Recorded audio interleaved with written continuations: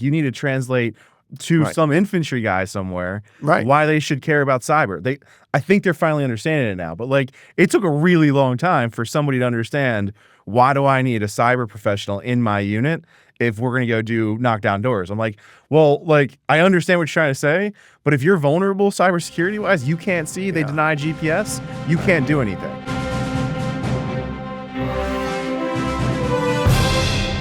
Welcome to Warrior Money, the show devoted to supporting our brothers and sister veterans. I'm Patrick Murphy. And I'm Dan Kunze. Today, we're tackling a game-changing topic, how the tech industry and the military recruit veterans in high-demand roles, from AI to robotics to cybersecurity and data. Partnerships, these public-private partnerships between the government, the private sector, and our military, and really some top sector, private sector companies. We'll break down where the real opportunities are and give you the tactical advice on how to position yourself for the next wave of tech's careers. Let's jump in. All right, Dan, we got to jump in.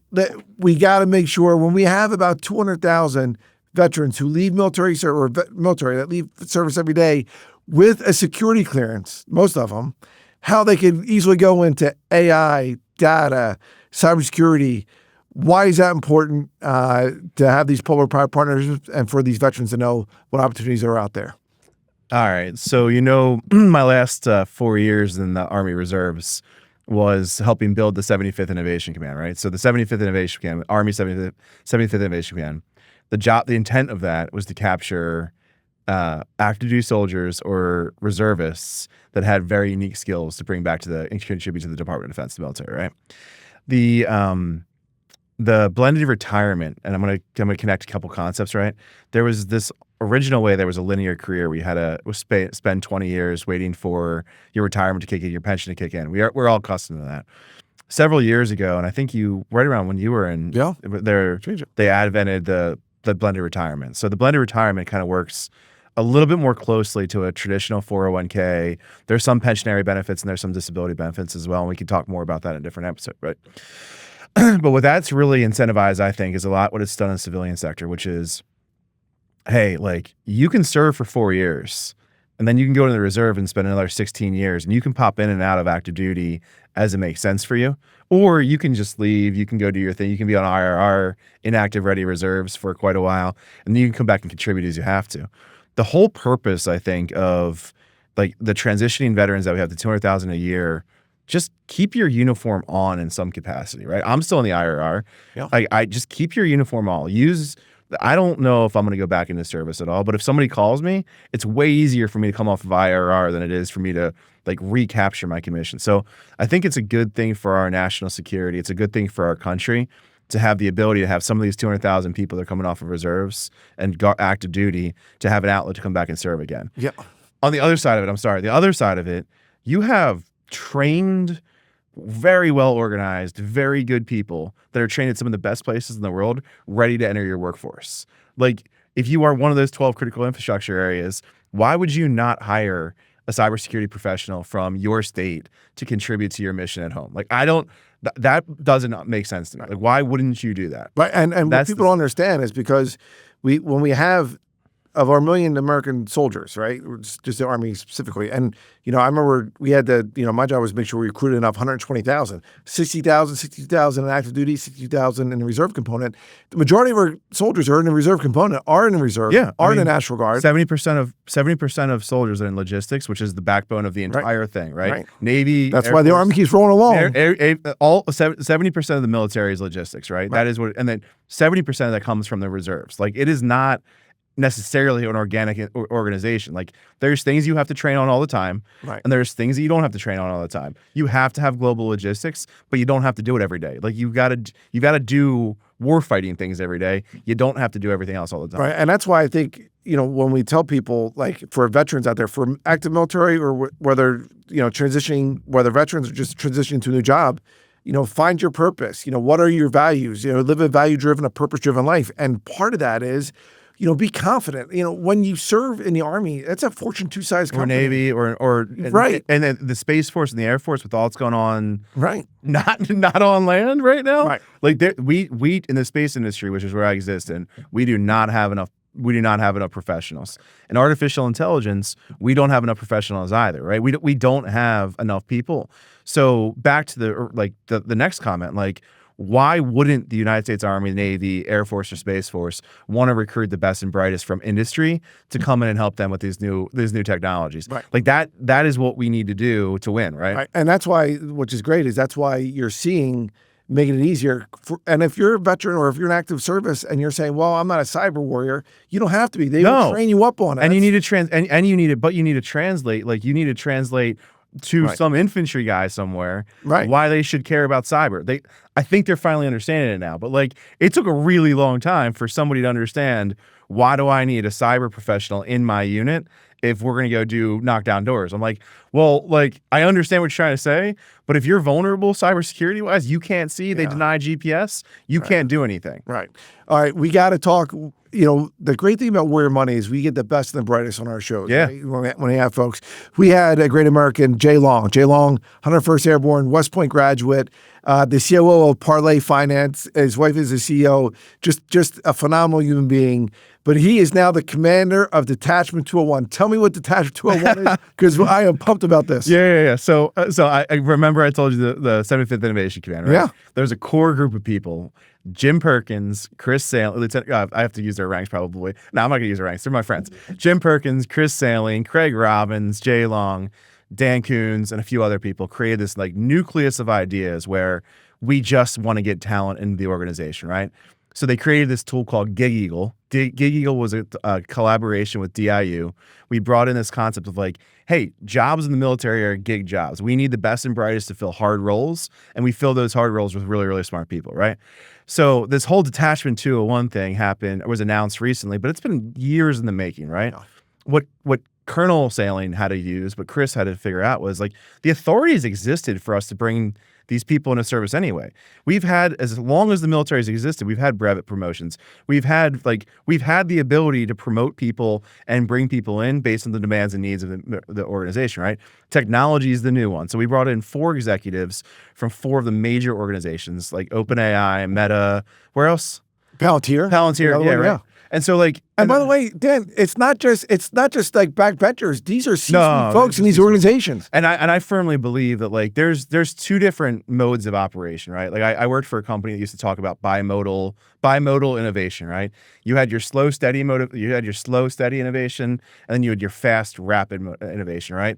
And the only way for organizations, legacy organizations, to exist is by doing both. Yeah. You can't operate as you always did and expect to be in business, especially how fast these things are changing. That is the Army rolling along right here, right? But for us to leapfrog, to actually go from here to there, we need to bring in people that understand how to capture and harness the best of ChatGPT.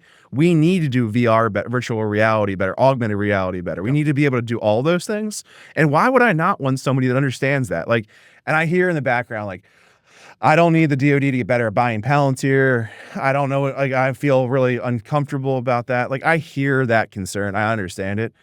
But the reality is, I'd really rather harness that the right way and put the right acquisition rules and right conflict of interest rules in place than preclude great talent from being there because we're afraid they're going to break a couple acquisition rules. Like, there's a way to have both. And we have to have enough integrity to be able to make that work. Right. And listen, when you take that oath to support and defend the Constitution, 100%. You are a leader character for a lifetime of service. So it's like when you say, don't necessarily hang your uniform up forever, be ready. Like, listen, you never know if Uncle Sam's going to call you. I have to do 82 push-ups if I want to go back to the division, and I can do it, right? But part of that is having, the best and the brightest. Our duty to our young warfighters, the sons and daughters of our American bring the best and brightest in, is to and make sure they don't have a fair fight, that they have the technical, tactical advantage over enemies that are trying to do our families harm.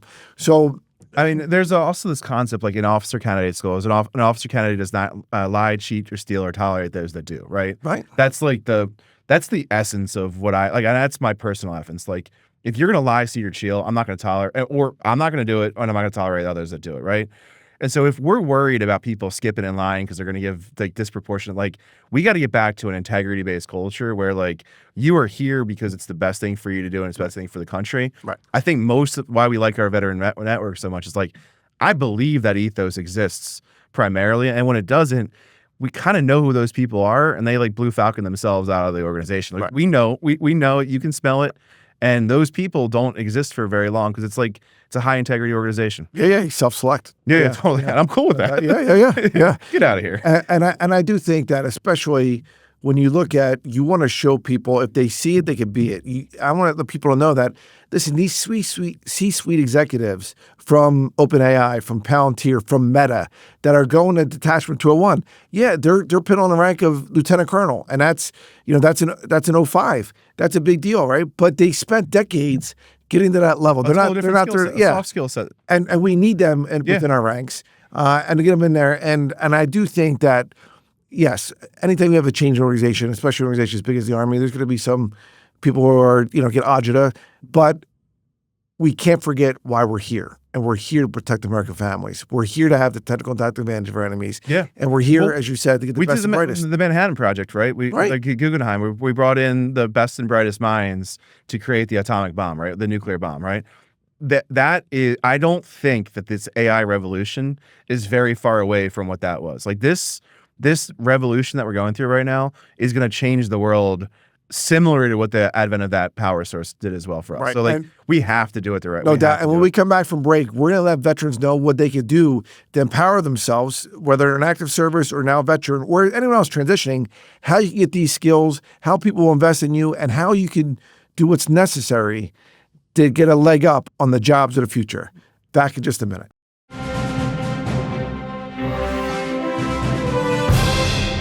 All right, welcome back. Let's discuss the practical moves, programs, and resources to help you transition into these high-demand tech careers and secure your financial future. So, you and I, we advise folks on how to be stoics, how to invest, how you can do $100 a month, and how the beauty of the eighth wonder of the world, compound interest, and how that'll help you. Yeah. These are things that I think neither one of our parents taught us, and we're not. It's not a. We're not putting them down. It's just that, they didn't understand it. They didn't know it. But when I look at, we're both hockey players. Wayne Gretzky said, he said, how did you score so many goals? How many assists? All these assists that he had. And they're like, because I don't pass the puck where people are. I pass the puck where people are going to be.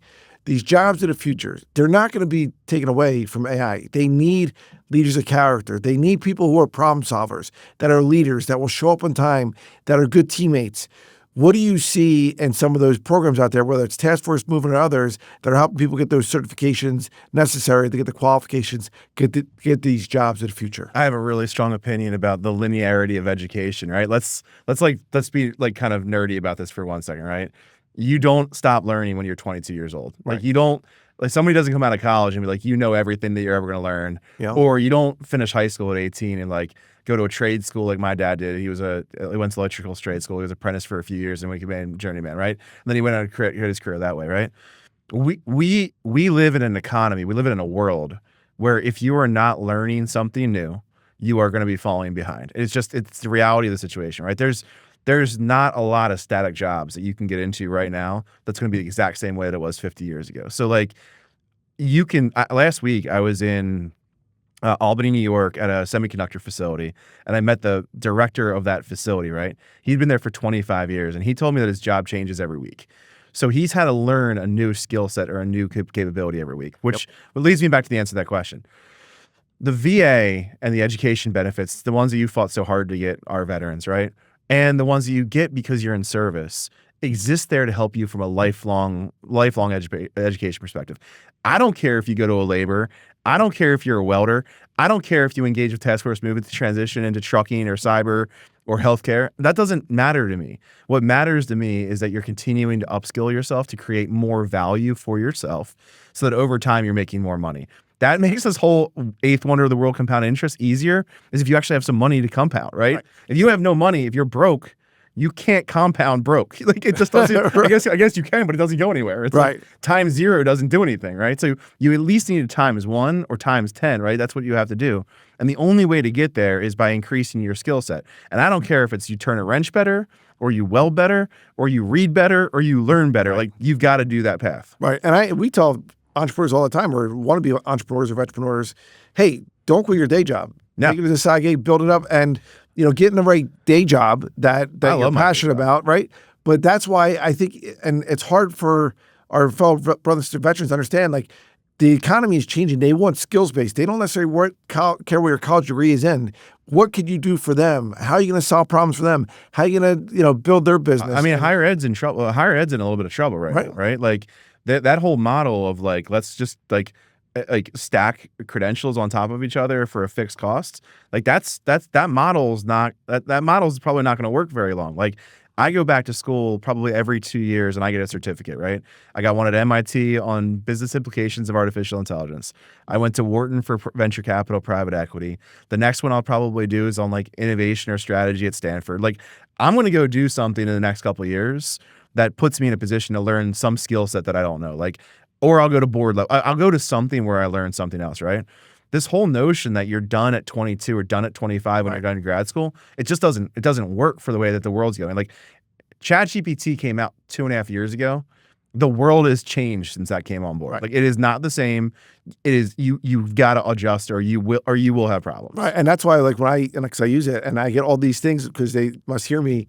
All these ads for Coursera and all this. I'm like, hey, and I think the other courses. How do I learn this? How do I learn this thing? Let's just do Coursera. Yeah. How do I learn Italian? Right. But I would say like that's why for our brothers who are veterans, they should know you could use your VA home loan to buy another property. You could use the post-11 GI Bill to get some of these certification courses, right? But again, they just have to be accredited. There's ways around it. But invest in yourself. And understand that you can do these jobs. Yeah. It's not rocket science. Yeah. You just got to put the work in. Yeah, I'm just going to change some of the language too, right? There's no such thing as a tech job. It is a job. It is a job. Like there is no such thing as a tech job or a non-tech job. Every job has some level of technology in it, right? Like I had somebody come to my house a couple weeks ago to repair my microwave. They spent like 1 second on my microwave and 20 minutes on the tools that they were trying to figure out what was wrong with my microwave. Like we're not living in a world where some guy comes in your house, dismantles your microwave, uses their 20 years of knowledge and figures it out. Like they're plugging that into a diagnostic tool machine. They're figuring out what's wrong with that. That's a tech job. That's what that is, right? Right. And if you don't know how to work with the technology and if you see it as like not capable of being used, then you're gonna be in a really, really, really bad space. So like that's what I'm trying to say. Like you can translate your military experience. And I don't know a military role that doesn't involve technology. I've never been one. I've never been in one. So that just means that every job is a technology job. Every technology job is a job, and you've got to be able to enable yourself from there. Yeah, and so I would say to the veterans out there, or folks who are going to be veterans soon, check out things like Vets in Tech. Check out things like Task Force Movement. I was the chair of that initiative. You were the vice chair. We gave literally millions of dollars for certification. So you can get your what's called CDL, your commercial driver's license. You have to spend $10,000 your own money. You could use, get these scholarships. We gave millions of dollars on scholarships for cybersecurity certifications, not degrees, certifications. And one of the best places to get certifications at, I know this is both near your heart, the community colleges. Yeah. Like we both went to community college, right? Like don't look at your Ivy League schools as your only opportunity to upskill yourself. Like I went to Montgomery County Community College. You went to Bucks County Community College, all out Southeast Pennsylvania. They have some of the most well-rooted, like organized for employers in your area. And if wherever you live in Tidewater, Virginia, or you live in Arizona, you've got a community college somewhere. Right. And they should know if they're good at it. They should know what the local employers want. They should know that you need CAD design or whatever the hell you need. Yeah. But they should know what it is. Yeah. And then you're seeing some of the, I know we think higher ed's in trouble, and no doubt it is. There's about 400,000 less. I think grads are the major ones, like the hierarchical ones are. Yeah. Well, I would say that I think the name brand ones are going to be always fine. It's the ones that are the mid-market, the lower market. Yeah. But I think when you have leaders, like, we're big fans of Rowan University, what Rowan's doing, they just opened up a veterinary school. They've got a med school. They are really doubling down on hiring veterans or getting veterans to go to their schools and saying, hey, if you don't get in, we already have a partnership with the community college. You can matriculate there and us at the same time. You won't live on campus, but then in year 2, year 3, you could live on campus. Because they're trying to make, South Jersey to Silicon Valley, the East Coast. Yeah, and they're doing the first thing that's most important, and the president of school is doing an amazing job. They're making this stuff accessible. Right. Like all technology does, right? It broke my heart when I had to go to a virtual class and pay full freight to go do it. Why are you making me pay for all the heating, the energy, the electricity of that whole building if I'm just going to go on Zoom to learn something, right? Like I'm cool with it, but you should discount me, right? accessibility to education, there should be no barrier now with technology. We all have phones, we all have Zooms, we all have the ability to get Coursera or whatever is on YouTube. Like, you should have the access to education right there. So I think to just distill this down, like, you are not too late or not too dumb to learn anything that you need to go learn, right? Yeah. And just because you were an E4 and just because you came in an ASVAB that wasn't amazing doesn't mean that you're not smart enough to learn what has to be learned. Like, just because you didn't score 110 like, it doesn't matter. You've got to learn something, and then you got to have the confidence to be able to work your way through it. Yeah. And I think that's a great thing about our show, Warrior Money. We're just letting people know, like, there's things that are out there, like what we just already mentioned, Task Force Movement, but there's the Warrior Scholar Program. Warrior Scholar Program is, if you are going to go to a college and you haven't been in school in a minute because you're in the military, and they double down on some of the Ivy League stuff, but they give you a course so that before you even start on day one, you're getting used to it. You're getting reps. Other organizations like, America Corporate Partners, right, where you're allowing folks to go do internships when they're leaving. We're big fans of SkillBridge, where you can go work in corporate America for almost up to 6 months on the government's dime to go and work at a company, and it's like a tryout. It's free for the company. It's free, for the troops because they're still on their Uncle Sam's payroll. These are ways to make sure that transition is smooth. And why is that important for veterans? Why should they care? Because in the transition piece, that's where people fall through the cracks. 100%. And we have that value, that ethic that we leave no one behind. Agree. Yeah, totally agree. And it's also, let me just kind of summarize a little bit of what we talked about, right? We need to figure out ways to keep people in uniform and contribute to the mission. And we need ways for corporate America and businesses to figure out how to utilize military, veteran, and frankly, blue collar workers, right? Never mind if you're military or not, just if you're blue collar, labor based workers, right? And the way we do that, I think, is by bridging the gap between the translation gap between what are your skills here and what are your skills there, and how do we marry those two skills up? And if you don't have the skills for your employer, then we have to train you to get there. And if you don't have skills for the military, we got to partner you with the right people so they bring you in, right? And this Unit 201 detachment, I know there's going to be some consternation. I feel it in my bones that there's going to be legacy people saying, like, hey, not legacy people, really good Americans. They're going to say, hey, it feels like you're skipping the line to become a lieutenant colonel. Hey, you're not contributing to the force the same way that I did. I understand. I totally understand. The reality is we need all of the above in our forces, right?